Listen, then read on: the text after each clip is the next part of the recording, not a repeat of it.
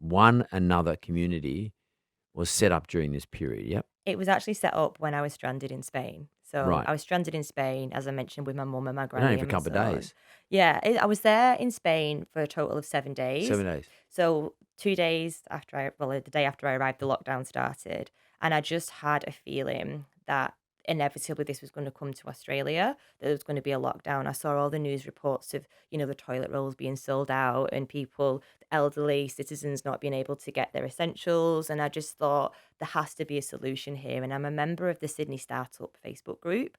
And I just did a shout out, to say, I've got an idea for a social kindness platform where people can help one another, just on a volunteer basis to bring communities together who's in. You did that on what, day 3 of being, locked in Spain? Yeah, it was Yeah, day 3. It was day 3. yeah, so I was, just with my granny, and I just felt so fortunate that she had me, and it just I guess it was upsetting and confronting that. What made yeah, well, I was gonna say, were you inspired to do this, or were you it was more like, out of necessity, or was it, what was the event that made you think, "Should I'm gonna do this?" Yeah, I saw the post. I'm sure a few people saw it. There was a picture of an elderly gentleman in a supermarket, and he was stood next to the toilet roll aisle, and it was completely empty, and you could see that he looked like distraught on the picture.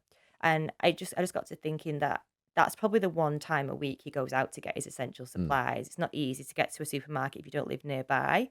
And it just really upset me because I thought, my granny's 89, and if she didn't have my stepdad, there's no way that she would be able to walk to the supermarket. And then I was imagining if she got there and then all the things that she needed weren't there, Mm. what would she do?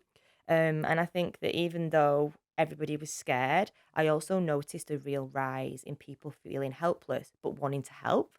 So I thought that was a unique opportunity. It was almost like the perfect storm where people were displaced, feeling helpless, that wanted to give back. So I guess it was like more of a call to arms, who's available and wants to. Well, people had more time to give back too. Yeah. Well, I think that because people, yeah, had been displaced from roles and contracts were being pulled left, right, and center, and people were being furloughed.